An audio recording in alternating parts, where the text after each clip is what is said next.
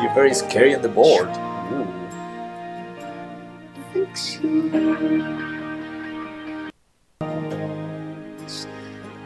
You're very scary and bored. Ooh.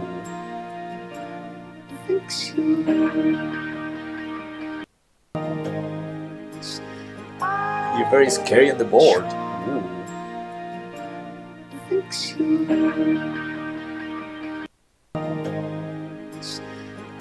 You're very scary and bored. Ooh.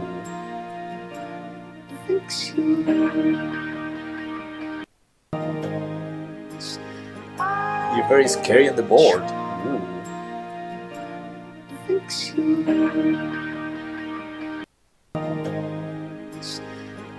You're very scary and bored. Ooh.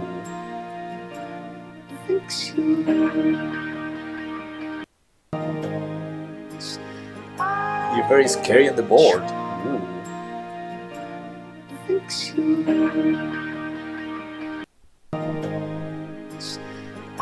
You're very scary and bored. Ooh.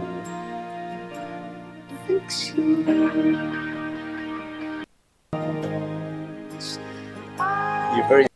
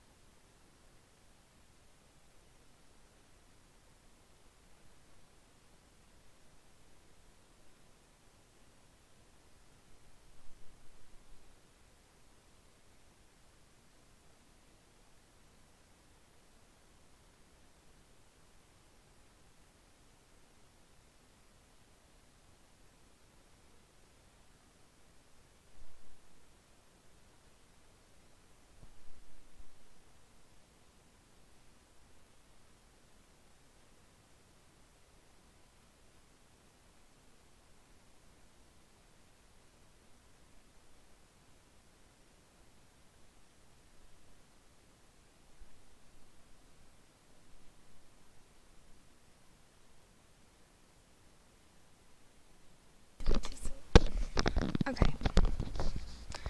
Can you hear me? Hello. Hi.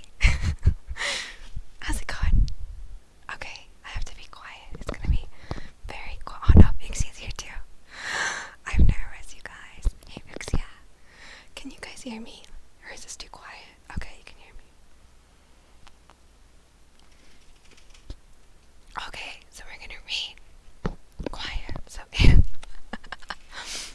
yeah, I have to be really quiet. Me and the cat are ready. Okay. Oh my gosh, why did I do this? So I decided to do this. Okay, first of all, we're gonna read The Hunger Games by Suzanne Collins. There we go. Like that. It's really great. I love this book. I used it as a reference for writing. It's not very relaxing though. It's pretty fast paced. But we're gonna read it. I decided to do this when I hurt my eye and I laid in bed and I couldn't see. I just wanted to find a channel. I tried to find a channel for some sort of reading or guided meditation, but I couldn't find anything. So we're gonna do it. Yay! It's gonna be good. It's gonna be fun. Mufino is sleeping already. So is Hitch. It's so late there. Why are you still up, you guys? Okay, hopefully this puts you to sleep. I'm too nervous. Why did I do this? Let's play chess. Okay, calm down, calm down. We're fine. I don't know, this is probably... Is it? Is what?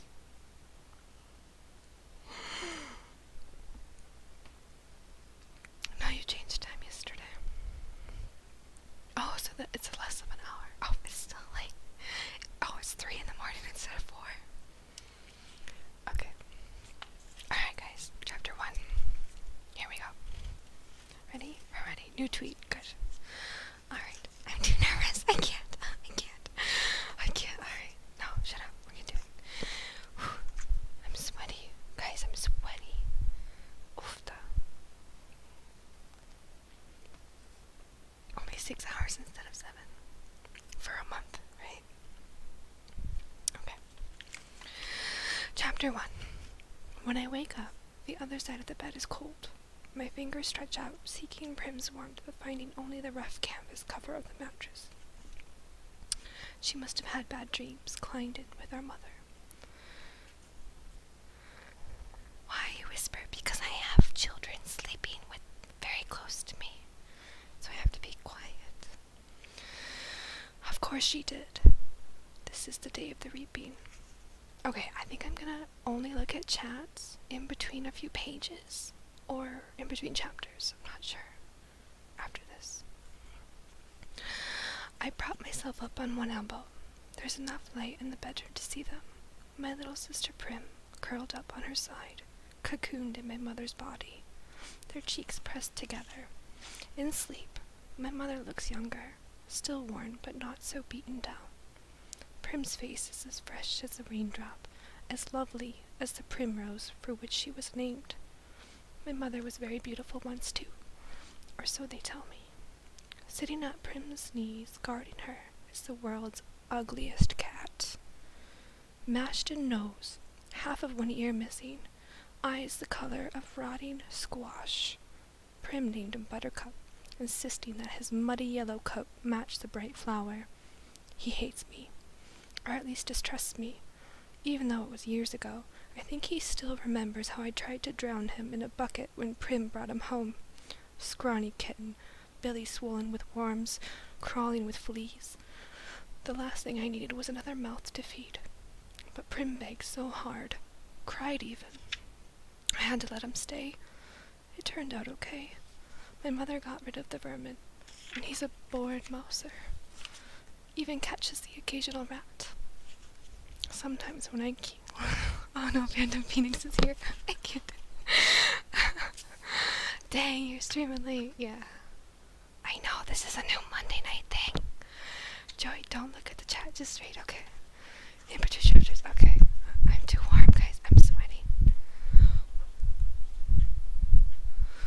Okay, that was loud, wasn't it, for you? I'm sorry. Okay.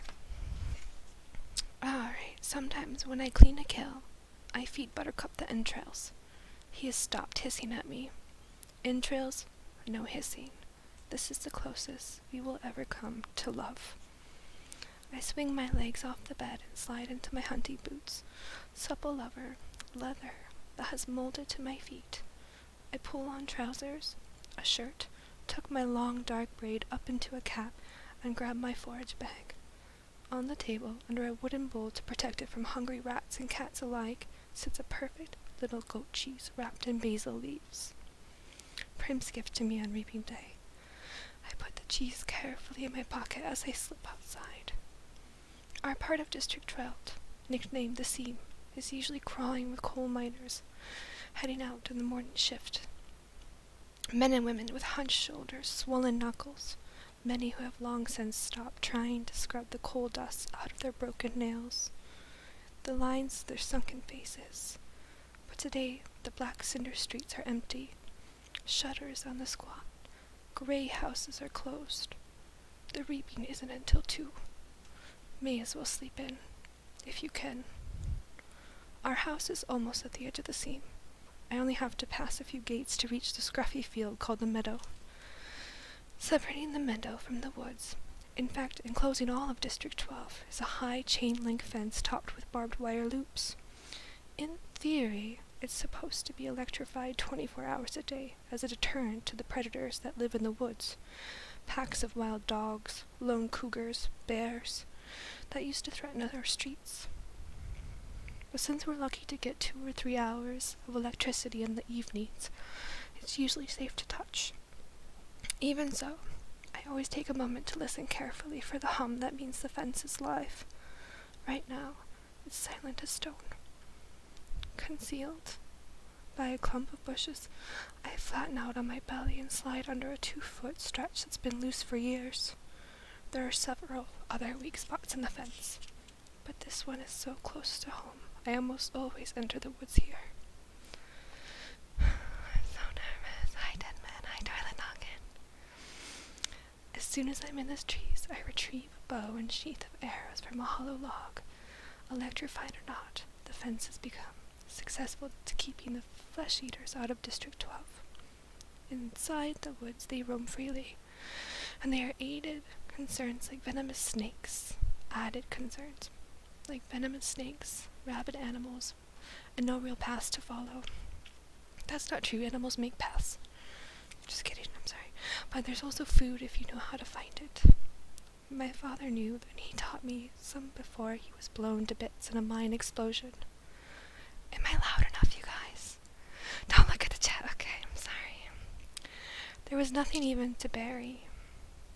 I was 11 then. 5 years later, I still wake up screaming for him to run.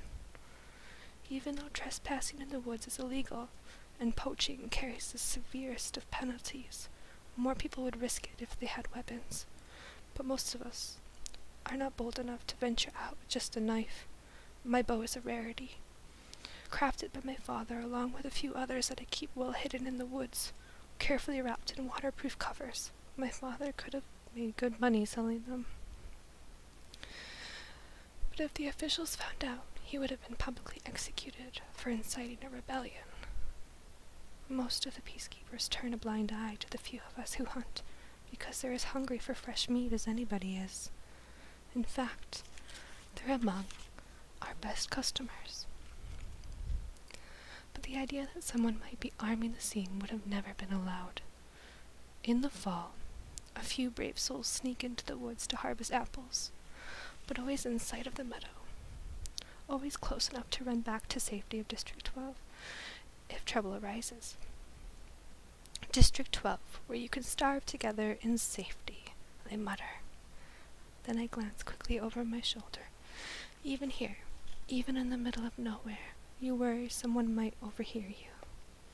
When I was younger, I scared my mother to death, things I would blurt out about District 12, about the people who rule our country, Pan from the far-off city called the capital.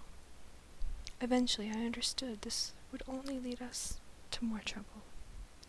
So I learned to hold my tongue, and to turn my features into an indifferent mask, so that no one could ever read my thoughts.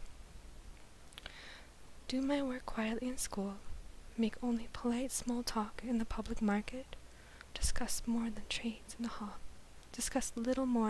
in the hub, which is the black market where I make most of my money. Even at home, where I am less pleasant, I avoid discussing tricky topics, like the reaping or food shortages or the Hunger Games. Prim might begin to repeat my words, and where would we be? And then where would we be? In the woods waits the only person with whom I can be myself, Gale. I can feel the muscles in my face relaxing, my pace quickening, as I climb the hills to our place. A rock ledge overlooking a valley. A thicket of berry bushes protects it from unwanted eyes. The sight of him waiting there brings on a smile. Gale says I never smile except in the woods. Hey, Catnip, says Gale. My real name is Katniss, but when I first told him, I had barely whispered it, so he thought I'd said catnip. Then, when this crazy lynx started following me around the woods looking for handouts, it became his official nickname for me. That's cute. I finally had to call the lynx because he's scared off. Kill, not call. Nobody killed the lynx. Nobody called, they killed. I'm too nervous, you guys. This one is going to be shorter than... Oh my god. Alright, hello, guys. I'm not supposed to look at chat. Fixia's gonna capitalize yell at me. It's gonna... Yeah. Oofta, guys. Alright. I finally had to kill the lynx because he scared off game. I almost regretted it because he wasn't bad company. But I got a decent price for his pelt. Look what I shot. Gale holds up a loaf of bread with an arrow stuck in it, and I laugh. It's real bakery bread, not the flat, dense loaves we made from our grain rations. I take it in my hands, pull out the arrow, and hold the puncture in the crust to my nose, inhaling the fragrance that makes my mouth flood with saliva. Fine bread like this is for special occasions. Still warm, I say. He must have been at the bakery at the crack of dawn to trade for it. What did it cost you? Just a squirrel. Think the old man was feeling sentimental this morning. says Gail. Even wished me luck. Well, we all feel a little closer today, don't we? I say. Not even bothering to roll my eyes. Prim left us a cheese. I pull it out. His expression brightens at the treat. Thank you, Prim. We'll have a real feast. Suddenly he falls into a capital accent as he mimics Effie Trinket, the maniacally upbeat woman who arrives once a year to read out the names that they're reaping. I almost forgot. The Happy Hunger Games, he plucks. A few blackberries from the bushes around us. And may the odds... He tosses a berry in a high arc toward me. I catch it in my mouth and break the delicate skin with my teeth. The sweet tartness explodes across my tongue. Be in your favor. I finish with equal verve. We have to joke about it, because the alternative is to be scared out of your wits. Besides, the capital accent is so affected, almost anything sounds funny in it. I watch as Gail pulls out his knife and slices the bread. He could be my brother. Straight black hair, olive skin. We even have the same gray eyes. But we're not related. At least not closely. Most of the families who work the mines resemble one another this way. That's why my mother and Prim, with their light hair and blue eyes, always look out of place. They are. My mother's parents were part of a small merchant class that caters to officials, peacekeepers, and the occasional seam customer. They ran an apothecary shop in the nicer part of District 12. Since almost no one can afford doctors, apothecaries are healers. My father got to know my mother because on his hunts he would sometimes collect medicinal herbs and sell them to her shop to be brewed into remedies. I lost my spots. Hold on, we'll find it. Into remedies. Where the fuck did you go? She must have really loved him to leave her home for the seam. I try to remember what. All I can see is the woman who sat by, blank and unreachable, while her children turned to skin and bones. I try to forgive her for my father's sake, but to be honest, I'm not the forgiving type. Gail spreads the bread slices with the soft goat cheese, carefully placing a basil leaf on each while I strip the bushes of their berries. We settle back in a nook in the rocks. From this place we are invisible, but have a clear view of the valley, which is teeming with summer life. Greens to gather, roots to dig, fish iridescent in the sunlight. The day is glorious, with a blue sky and soft breeze. The food's wonderful, with the cheese seeping into the warm bread and the berries bursting in our mouths. Everything would be perfect if this really was a holiday. If all the day off meant was roaming the mountains with Gail, hunting for tonight's supper. But instead, we have to be standing in the square at 2 o'clock, waiting for the names to be called out. We could do it, you know, Gail says quietly. What? I ask. Leave the district. Run off. Leave in the woods. You and I, we could make it, says Gail. I don't know how to respond. The idea is so preposterous. If we didn't have so many kids, he adds quickly. They're not our kids, of course, but they might as well be. Gail's 2 little brothers and a sister, Prim, and you may as well throw in our mothers too, because how would they live without us? Who would fill those mouths that are always asking for more? With both of us hunting daily, there are still nights when game has to be swapped for lard or shoelaces or wool. Still nights when we go to bed with our stomachs growling. I never want to have kids, I say. I might, if I didn't live here, says Gail. But you do, I say, irritated. Forget it, he snaps back. The conversation feels all wrong. Leave? How could I leave Prim, who is the only person in the world I'm certain I love? And Gail is devoted to his family. We can't leave, so why bother talking about it? And even if we did, where did this stuff about having kids come from? There's never been anything romantic between Gail and me. When we met, I was a skinny 12-year-old, and although he was only 2 years older, he already looked like a man. It took a long time for us to even become friends, to stop haggling over every trade and begin helping each other. Besides, if he wants kids, Gil won't have any trouble finding a wife. He's good looking. He's strong enough to handle the work in the mines, and he can hunt. You can tell by the way the girls whisper about him he walks by the school that they want him. It makes me jealous, but not for the reason people would think. Good hunting partners are hard to find. Catnip. I know, isn't that cute? He calls her catnip.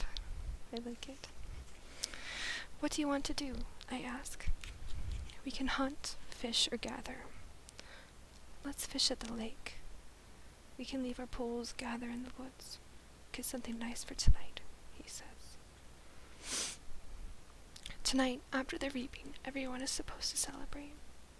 And a lot of people do, out of belief that their children have been spared for another year. But at least 2 families will pull their shutters, lock their doors, and try to figure out how they will survive the painful weeks to come. We make out well. The predators ignore us on a day when easier, tastier prey abounds. By late morning, we have a dozen fish, a bag of greens, and best of all, a gallon of strawberries. I found the patch a few years ago, but Gail had the idea to string mesh around to keep out the animals. On the way home, we swing by the Hob, the black market that operates an abandoned warehouse that once held coal. When they came up with a more efficient system that transported the coal directly from the mines to the trains, the Hob gradually took over the place. Most businesses are closed by this time on reaping day, but the black market's still fairly busy. We easily trade 6 of the fish for good bread, the other 2 for salt. Greasy Say, the bony old woman who sells bowls of hot soup from a large kettle, takes half the greens off our hands in exchange for a couple of chunks of paraffin. We might do a tad better elsewhere, but we make an effort to keep on good terms with Gracie Say. She's the only one who can consistently be counted on to buy wild dog. Don't tell Fido. We don't hunt them on purpose, but if you're attacked, and you take out a dog or 2, well, meat is meat. Once it's in the soup, I'll call it beef, Gracie Say says with a wink. No one in the scene would turn up their nose at a good leg of wild dog, but the peacekeepers who come to the Hob can afford to be a little choosier. When we finish our business at the market, we can go to the black door of the mayor's house to sell half the strawberries, knowing he has a particular fondness for them and can afford our price. The mayor's daughter, Mage, opens the door. She's in my year at school. Being the mayor's daughter, you'd expect her to be a snob, but she's all right. She just keeps to herself, like me. Since neither of us really has a group of friends, we seem to end up together a lot at school. Almost there. Hi, Billy. How's it going? Today, hold on. I lost my spot. We rarely talk, which suits us both just fine. Today, her drab school outfit has been replaced by an expensive white dress, and her blonde hair is done up with a pink ribbon, reaping clothes. Pretty dress, says Gail. Madge shoots him a look, trying to see if it's a genuine compliment or if he's just being ironic. It is a pretty dress, but she would never be wearing it ordinarily. She presses her lips together and then smiles. Well, if I end up going to the capital, I want to look nice, don't I? Now it's Gail's turn to be confused. Does she mean it? Or is she messing with him? I'm guessing the second. You won't be going to the capital, says Gail coolly. His eyes land on a small circular pin that adorns her dress, real gold, beautifully crafted. It could keep a family in bread for months. What can you have? 5 entries? I had 6 when I was just 12 years old. That's not her fault, I say. No, it's no one's fault. Just the way it is. says Gail. Mage's face has become closed off. She puts the money for the berries in my hand. Good luck, Katniss. You too, I say, and the door closes. We walk around the seam in silence. I don't like that. Gale took a dig at Madge. But he's right, of course. The reaping system is unfair, and the poor getting the worst of it. You become eligible for the reaping the day you turn 12. That year, your name is entered once. At 13, twice. And so on until you reach the age of 18. The final year of eligibility. When your name goes into the pool 7 times, that's true for every citizen in all 12 districts in the entire country of Panem. But here's the catch. Say you are poor and starving as we were. You can opt to add your name more times in the exchange for a tesserae. Each tesserae is worth a meager year's supply of grain and oil for one person. You may do this for each of your family members as well. So at the age of 12, I had my name entered 4 times. Once because I had to, 3 times for tesserae for grain and oil for myself, Prim, and my mother. In fact, every year I have needed to do this. And the entries are cumulative. So now, at the age of 16, my name will be in the reaping 20 times. Gail, who is 18, has been either helping or single-handedly feeding a family of 5 for 7 years. Will have his name in 42 times. You can see why someone like Madge, who has never been at risk of needing a tesserae, can set him off. The chance of her name being drawn is very slim compared to those who live in the sea. Not impossible, but slim. And even though the rules were set up by the capital, not the districts, certainly not Madge's family, it's hard not to resent those who don't have to sign up for tesserae. Hey Meg. How you doing? You volunteer as tribute. The drawings are back, guys. You guys can draw pictures. When will I read The Lord of the Rings? That would be great. Hi, Mount. Welcome to the stream. Katniss. Yeah, her name is Katniss, but Gail calls her Catnip. It's very cute. Hi, Alba. It is past my bedtime. Gail knows his anger at Madge is misdirected. On other days, deep in the woods, I've listened to him rant about how the tesserae are just another tool to cause misery in our district.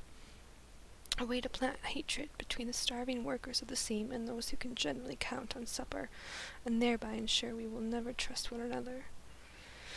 It's to the capital's advantage to have us divided among ourselves. He might say, if there were no ears to hear but mine. If it wasn't reaping day, if a girl with a gold pin and no tesserae had not made what I'm sure she thought was a harmless comment. As we walk, I glance over at Gale's face, still smoldering underneath his stony expression. His rages seem pointless to me, although I never say so. It's not that I don't agree with him, I do. But what good is yelling about the capital in the middle of the woods? It doesn't change anything. It doesn't make things fair. It doesn't fill our stomachs. In fact, it scares off the nearby game. I let him yell, though. Better he does it in the woods than in the districts. Gale and I divide our spoils, leaving 2 fish, a couple of loaves of bread, greens, a quart of strawberries, salt, paraffin, and a bit of money for each. See you in the square, he says. Wear something pretty, he says flatly. At home I find my mother and sister are ready to go. My mother wears a fine dress from her apothecary days. Prim is in my first reaping outfit, a skirt and ruffled blouse. It's a bit big on her, but my mother has made it stay with pins. Even so, she's having trouble keeping the blouse tucked in at back. A tub of warm water waits for me. I scrub off the dirt and sweat from the woods, and even wash my hair. To my surprise, my mother has laid out one of her own lovely dresses for me, a soft blue thing with matching shoes. Are you sure? I ask. I'm trying to get past rejecting offers of help from her. For a while, I was so angry, I wouldn't allow her to do anything for me. And this is something special. Her clothes from her past are very precious to her. "Of course. Let's put your hair up too," she says. I let her towel dry and braid it up on my head. I can hardly recognize myself in the cracked mirror that leans against the wall. "You look beautiful," says Prim in a hushed voice. "And nothing like myself," I say. I hug her because I know these next few hours will be terrible for her. Her first reaping. She's about as safe as you can get, since she's only entered once. I wouldn't let her take out any tessera, but she's worried about me. That the unthinkable might happen. I protect Prim in every way I can, but I'm powerless against the reaping. The anguish I always feel when she's in pain wells up in my chest and threatens to register on my face. I notice her blouse is pulled out of her skirt in the back again, and I force myself to stay calm. "Tuck your tail in, little duck," I say, smothering the blouse back in place.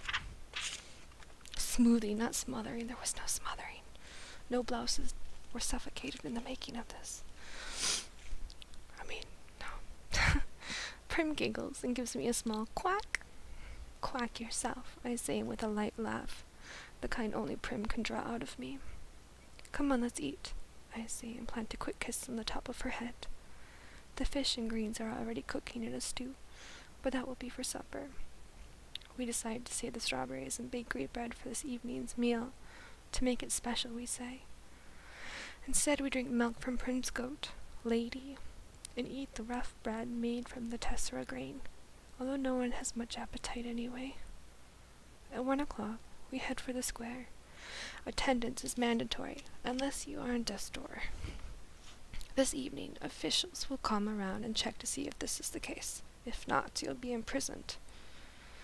It's too bad, really, that they hold the reaping in the square, one of the few places in District 12 that can be pleasant. The square is surrounded by shops, and on public markets days, especially if there's good weather, it has a holiday feel to it. But today, despite the bright banners hanging on the buildings, there's an air of grimness. The camera crews perched like buzzards on rooftops only add to the effect. People file in silently and sign in. The reaping is a good opportunity for the capital to keep tabs on the population as well. 12 through 18-year-olds are herded into the roped areas marked off by ages. The oldest in the front, the young ones like Prim toward the back. Family members line up around the perimeter, holding tightly on to one another. But there are others, too, who have no one they love at stake, or who no longer care, who slip among the crowd, taking bets on the 2 kids whose names will be drawn. Odds are given on their ages, whether they're seam or merchant, if they will break down and weep. Most refuse dealing with the racketeers, but carefully. These seam people tend to be informers, and who hasn't been broken the law? I could be shot on a daily basis for hunting, but the appetites of those in charge protect me. Not everyone can claim the same. Anyway, Gail and I agree that if we have to choose between dying of hunger and a bullet in the bread, a bullet in the head, the bullet would be much quicker. The space gets tighter, more claustrophobic as people arrive. The square is quite large, but not enough to hold District 12's population of about 8,000. Latecomers are directed to the adjacent streets, where they can watch the event on screens as it's televised live by the state. I find myself standing in a clump of 16s from the scene. We all exchange terse nods, then focus our attention on the temporary stage that is set up before the Justice Building. It holds 3 chairs, a podium, and 2 large glass bowls, one for the boys and one for the girls. I stare at the paper slips in the girls' balls. The girls' ball. 20 of them have Katniss Everdeen written on them in careful handwriting. 2 of the 3 chairs fill with Madge's father, Mayor Undersea, who's a tall, balding man, and Effie Trickett, District 12's escort, fresh from the capital with her scary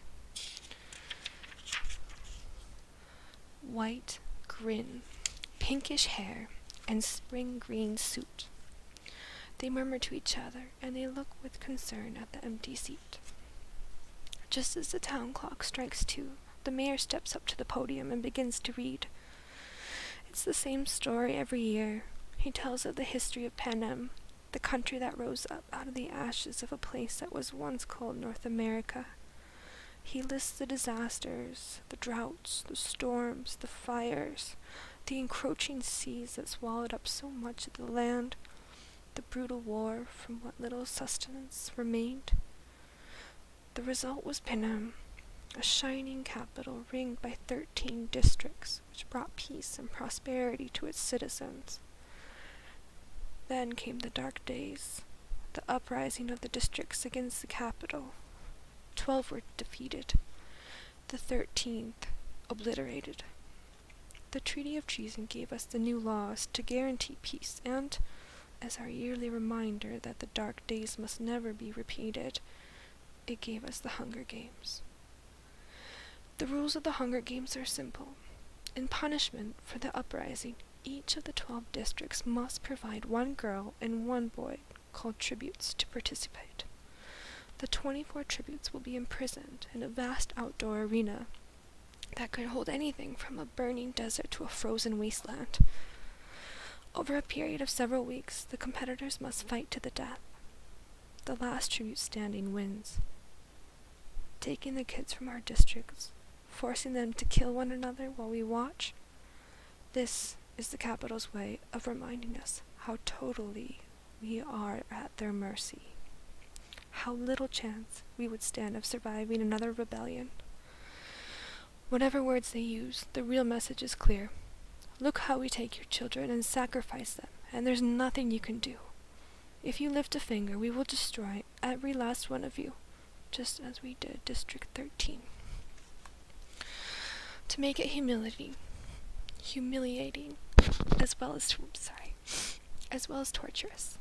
The capital requires us to treat the Hunger Games as a festivity, a sporting event. Pitting every district against the others, the last tribute alive receives a life of ease back home, and their district will be showered with prizes, largely consistent of food. All year the capital will show the winning district gifts of grain and oil, and even delicacies like sugar, while the rest of us battle starvation. It is both a time for repentance and a time for thanks, intones the mayor. Then he reads the list of past District 12 visitors. In 74 years, we had exactly 2. Only one is still alive. Hamish Abernathy, a paunchy, middle-aged man, who at this moment appears hollering something unintelligible, staggers onto the stage, and falls into the 3rd chair. He's drunk. Very. For the girls.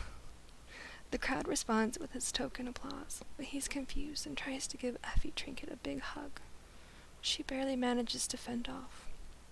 The mayor looks distressed. Since all of this is being televised, right now District 12 is the laughingstock of Panem, and he knows it. He quickly tries to pull the attention back to the reaping by introducing Effie Trinket. Bright and bubbly as ever, Effie Trinket trots to the podium and gives her signature, "Happy Hunger Games, and may the odds be ever in your favor." Her pink hair must be a wig because her curls have shifted slightly off-center since her encounter with Hamish. She goes on a bit about what an honor it is to be there, although everyone knows she's just aching to get bumped up to a better district where they have proper visitors, not drunks who molest you in front of the entire nation. Through the crowd, I spot Gail looking back at me with a ghost of a smile. As reapings go, this one at least has a slight entertainment factor. But suddenly I'm thinking of Gail and his 42 names in that big glass ball, and how the odds are not in his favor. Not compared to a lot of the boys. And maybe he's thinking the same thing about me, because his face darkens and he turns away. But there are still thousands of slips. I wish I could whisper to him. It's time for the drawing. Effie Trinket says that she always does. Ladies first. and crosses to the glass ball with the girls' names. She reaches in, digs her hand deep in the ball, and pulls out a slip of paper. The crowd draws in a collective breath, and then you can hear a pin drop. I'm feeling nauseous and so desperately hoping that it's not me, that it's not me, that it's not me. Effie Trinket crosses back to the podium, smooths the slip of paper, and reads out the name in a clear voice. And it's not me. It's Primrose Everdeen. That's her sister. Kaida, hey Kaida, how are you doing? 2 visitors or 2 victors? 2 victors, I think. I don't remember that one. I gotta do all of them. Hey, what's going on? Hey, Mick. I will enter my round 4 game into chess base. Oh, nice. Very nice. Alex, hello. How are you? Prim, yeah. Prim's called.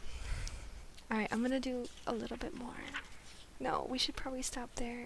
We're gonna stop at chapter 1. I think. Maybe, yeah. Should we do that? Alright. I think we're gonna do more chapters next, but because this is my first time, I feel like I'm stumbling really bad. What do you guys think so far? Do you like it? Anyone? A little bit? Un poquito? Your call. Alright, let's read a little bit, because Prim just got... I kind of want to read more. Alright. But then we'll have to go to chapter 2. Dun dun dun. Let's see how many pages chapter 2's. Oh, it's really not long. Alright, let's do one more. One more, guys. Okay, Alex. Please help me read a book. Oh, somebody, I think, challenged me. I'm not playing chess. I'm sorry. Thanks for the challenge. Alright, chapter 2. Here we go. I love their chapters. The little design they put on there. Alright. One time, when I was in a blind in a tree, waiting motionless for game to wander by, I dozed off and fell 10 feet to the ground, landing on my back. It was as if the impact had knocked every wisp of air from my lungs, and I lay there, struggling to inhale, to exhale, to do anything. That's how I feel now, trying to remember how to breathe, unable to speak, totally stunned as the name bounces around the inside of my skull. Someone is gripping my arm. A boy from the seam, I think, maybe. I start to fall, but he catches me. There must have been some mistake. This can't be happening. Prim was one slip of paper in thousands. Her chances of being chosen so remote that I'd never even bothered to worry about her. Hadn't I done everything? Taken the tesseract? Refused to let her do the same? One slip in thousands. The odds had been entirely in her favor. But it hadn't mattered. Somewhere far away I can hear the crowd murmuring unhappily as they always do when a 12-year-old gets chosen, because no one thinks this is fair. And then I see her, the blood drained from her face, hands clenched in fists at her sides, walking with stiff, small steps up toward the stage, passing me. And I see the back of her blouse has become untucked and hangs out of her skirt. It's this detail, the untucked blouse forming a ducktail, that brings me back to myself. Prim! The strangled cry comes out of my throat. My muscles begin to move again. Prim! I don't need to shove through the crowd. The other kids make way immediately, allowing me a straight path to the stage. I reach her just as she is about to mount the steps. With one sweep of my arm, I push her behind me. I volunteer! I gasp. I volunteer as tribute. There's some confusion on the stage. District 12 hasn't had a volunteer in decades, and the protocol has become rusty. The rule is that once a tribute's name has been pulled from the ball, another eligible boy, if a boy's name has been read, or a girl, if a girl's name has been read, can step forward to take his or her place. In some districts in which winning the reaping is such a great honor, people are eager to risk their lives. The volunteering is complicated. But in District 12, where the word tribute is pretty much synonymous with the word corpse, volunteers are all but extinct. Lovely, says Effie Trinket, but I believe there's a small matter of introducing the reaping winner and then asking for volunteers. And if one does come forth, then we, She trails off, unsure herself. What does it matter, says the mayor. He's looking at me with a pained expression on his face.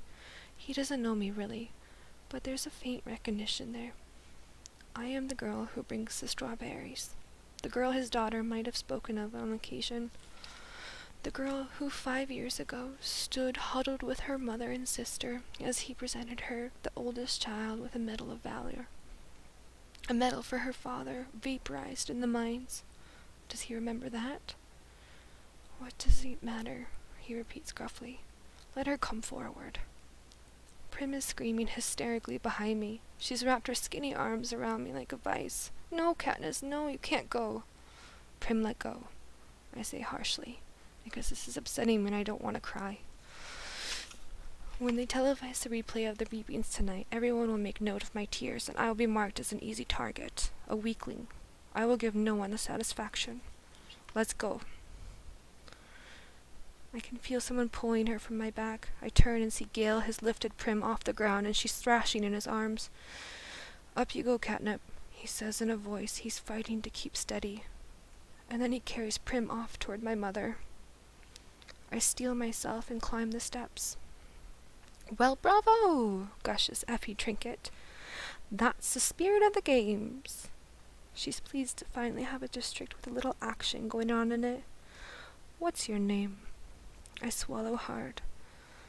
Katniss Everdeen, I say. I bet my buttons that was your sister. Don't want her to steal all the glory, do we? Come on, everybody, let's give a big round of applause to our newest tribute, trills Effie Trinket.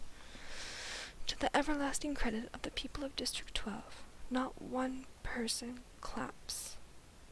Not even the ones holding betting slips. The ones who are usually behind, beyond caring. Possibly because they know me from the Hob, or knew my father, or have encountered Prim, who no one can help loving. So instead of acknowledging applause, I stand there unmoving while they take part in the boldest form of dissent they can manage. Silence, which says we do not agree, we do not condone, all of this is wrong. Then something unexpected happens. At least, I don't expect it because I don't think of District 12 as a place that cares about me. But a shift has occurred since I stepped up to take Prim's place, and now it seems I have become someone precious.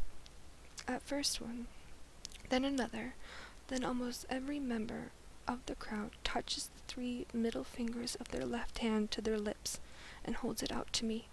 It is an old and rarely used gesture of the district, occasionally seen at funerals. It means thanks. It means admiration. It means goodbye to someone you love. Now I am truly in danger of crying. But fortunately Haymitch chooses this time to come staggering across the stage to congratulate me. Look at her, look at this one, he hollers, throwing an arm around my shoulder. He's surprisingly strong for such a wreck. I like her. His breath reeks of liquor, and it becomes a long time since he's bathed. Lots of, He can't think of a word for a while. Spunk, he says triumphantly. More than you. He releases me and starts for the front of the stage. More than you, he shouts, pointing directly into a camera. Is he addressing the audience, or is he so drunk he might actually be taunting the Capitol? I'll never know, because just as he's opening the mouth to continue, Haymitch plummets off the stage and knocks himself unconscious. He's disgusting, but I'm grateful. With every camera gleefully trained on him, I have just enough time to release the small, choked sound in my throat and compose myself. I put my hands behind my back and stare into the distance. I can see the hills. I climbed this morning with Gale. For a moment, I yearned for something. The idea of us leaving the district, making our way in the woods. But I know I was right about not running off, because who else would have volunteered for Prim? Hamish is whisked away on a stretcher, and Effie Trinket is trying to get the ball rolling again. What an exciting day, she warbles as she attempts to straighten her wig, which is listed severely to the right. But more excitement to come. It's time to choose our boy tribute. Clearly hoping to contain her tenacious hair situation, she plants one hand on her head as she crosses the ball that contains the boys' names and grabs the first slip she encounters. She zips back to the podium, and I don't even have time to wish for Gail's safety when she's reading the name Peter Malark. Peter Malark? Oh no, I think not him, because I recognize this name. Although I have never spoken directly to its owner, Peter Malark. No, the odds are not in my favor today. I watch him as he makes his way toward the stage. Medium height, stocky build, ashy blonde hair that falls in waves over his forehead. The shock of the moment is registering on his face. You can see his struggle to remain emotionless, but his blue eyes show the alarm I've seen so often prey. Yet he climbs steadily onto the stage and takes his place. Effie Trinket asks for volunteers, but no one steps forward. He has 2 older brothers, I know. I've seen them in the bakery, but one is probably too old now to volunteer, and the other won't. This is standard. Family devotion only goes so far for most people on reaping day. What I did was a radical thing. The mayor begins to read the long, dull treaty of treason, as he does every year at this point. It's required, but I'm not listening to a word. Why him, I think. Then I try to convince myself it doesn't matter. Peter Malark and I are not friends, not even neighbors. We don't speak. Our only real interaction happened years ago. He's probably forgotten it, but I haven't, and I know I never will. It was during the worst time. My father had been killed in the mine accident 3 months earlier in the bitterest January anyone could remember. The numbness of his loss had paused, and the pain would hit me out of nowhere, doubling me over, racking my body with sobs. "Where are you?" I would cry out in my mind. "Where have you gone?" Of course, there was never any answer. The district had given us a small amount of money as compensation for his death, enough to cover 1 month of grieving, at which time my mother would be expected to get a job. Only she didn't. She didn't do anything but sit propped up in a chair, or more often huddled under the blankets on her bed, eyes fixed on some point in the distance. Once in a while she'd stir or get up as if moved by some urgent purpose, only to then collapse back into stillness. No amount of pleading from Prim seemed to affect her. I was terrified. I suppose now that my mother was locked in some dark world of sadness, but at the time, all I knew was that I had lost not only a father, but a mother as well. At 11 years old, when Prim was just 7, I took over as head of the family. There was no choice. I bought her food at the market and cooked it as best I could, and tried to keep Prim and myself looking presentable, because if it had to become known that my mother could no longer care for us, the district would have taken us away from her and placed us in the community home. I'd grown up seeing those kids at school, the sadness, the marks of angry hands on their faces, the hopelessness that curled their shoulders forward. I could never let that happen to Prim. Sweet, tiny Prim, who cried before she even knew the reason, who brushed and plaited my mother's hair before we left for school, who still polished my father's shaving mirror each night because he hated the layers of coal dust that settled on everything in the seam. The community home would crush her like a bug, so I kept our predicament a secret. But the money ran out, and we were slowly starving to death. There's no other way to put it. I kept telling myself if I could only hold out until May, just May 8th, I would turn 12 and be able to sign up for the tesseract and get that precious grain and oil to feed us. Only there were still several weeks to go. We would be dead by then. Starvation is not an uncommon fate in District 12. Who hasn't seen the victims? Older people who can't work, children from a family with too many mouths to feed, those injured in the mines, straggling through the streets, and one day you come upon them sitting motionless against the wall or lying in the meadow. You hear the wails from a house, and the peacekeepers are called in to retrieve the body. Starvation is never the cause of death officially. It's always the flu or exposure or pneumonia. But that fools no one. On the afternoon of my encounter with Peter Millark, the rain was falling in a relentless icy sheets. I had been in town trying to trade some threadbare old baby clothes of Prim's in the public market. But there were no takers. Although I had been to the Hob on several occasions with my father, I was too frightened to venture in that rough, gritty place alone. The rain had soaked through my father's hunting jacket, leaving me chilled to the bone. For 3 days we had nothing but boiled water with some old dried mint leaves I'd found in the back of a cupboard.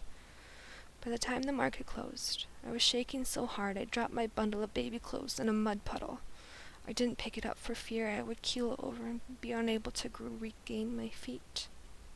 Besides, no one wanted those clothes. I couldn't go home, because at home was my mother with her dead eyes and my little sister with her hollow cheeks and cracked lips. I couldn't walk into that room with the smoky fire from the damp branches I had scavenged at the edge of the woods after the coal had run out, my hands empty of any hope. I found myself stumbling along a muddy lane behind the shops that serve the wealthiest townspeople. The merchants live about their businesses, so I was essentially in their backyards. I remember the outlines of garden beds not yet planted for the spring, a gourd or two in a pen, one sodden dog tied to a post, hunched defeated in the muck.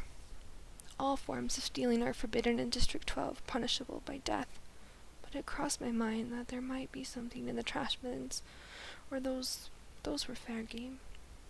Perhaps a bone at the butcher's or rotted vegetables at the grocer's, something no one but my family was desperate enough to eat. Unfortunately, the bins had just been emptied. When I passed the baker's, the smell of fresh bread was so overwhelming I felt dizzy. This is making me so hungry. The ovens were in the back, and a golden glow spilled out the open kitchen door. I stood mesmerized by the heat and the luscious scent until the rain interfered, running its icy fingers down my back, forcing me back to life. I lifted the lid to the baker's trash bin and found it spotlessly, heartlessly bare. Suddenly, a voice was screaming at me, and I looked up to see the baker's wife telling me to move on. And did I want her to call the peacekeepers? And how sick she was of having those brats from the scene pawing through her trash.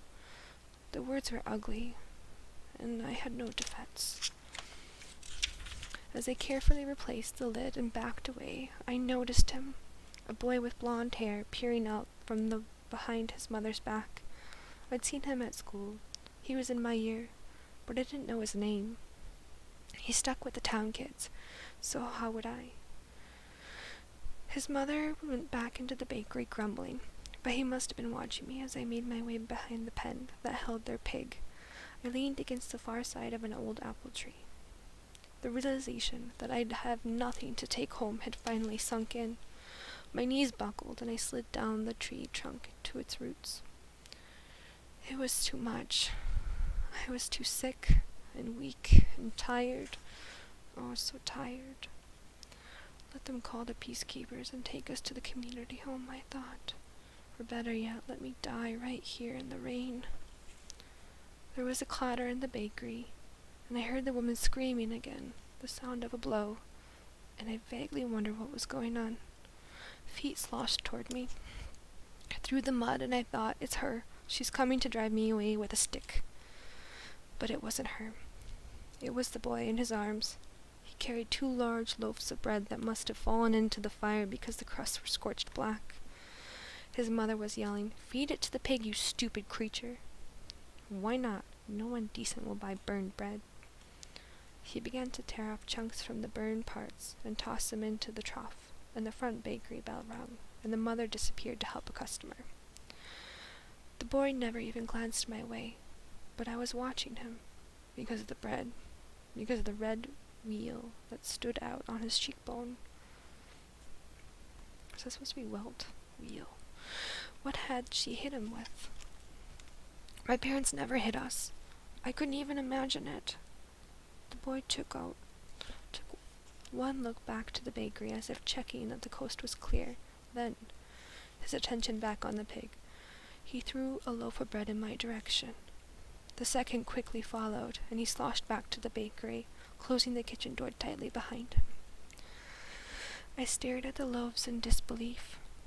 They were fine, perfect, really, except for the burned areas. Did he mean for me to have them? He must have, because they were at my feet. Before anyone could witness what had happened, I shoved the loaves up under my shirt, wrapping the hunting jacket tightly around me, and walked swiftly away. The heat of the bread burned into my skin, but I clutched it tighter, clinging to life. By the time I reached home, the loaves had cooled somewhat, but the insides were still warm. When I dropped them on the table, Prim's hands reached to tear off a chunk, but I made her sit, forced my mother to join us at the table, and poured warm tea. I screamed off the black stuff and sliced the bread. We ate an entire loaf, slice by slice. It was good, hearty bread, filled with raisins and nuts. I put my clothes to dry at the fire, crawled into bed, and fell into a dreamless sleep. It didn't occur to me until the next morning that the boy might have burned the bread on purpose, might have dropped the loaves into the flames, knowing it meant being punished, and then delivered them to me. But I dismissed this. It must have been an accident. Why would he have done that? He didn't even know me.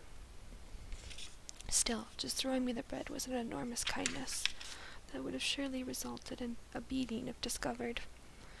I couldn't explain his actions. We ate slices of bread from breakfast and headed to school. It was as spring had come overnight, warm, sweet air, fluffy clouds. At school, I passed the boy in the hall. His cheek had swelled up and his eye had blackened. He was with his friends and didn't acknowledge me in any way. But as I collected Prim and started for home that afternoon, I found him staring at me from across the schoolyard.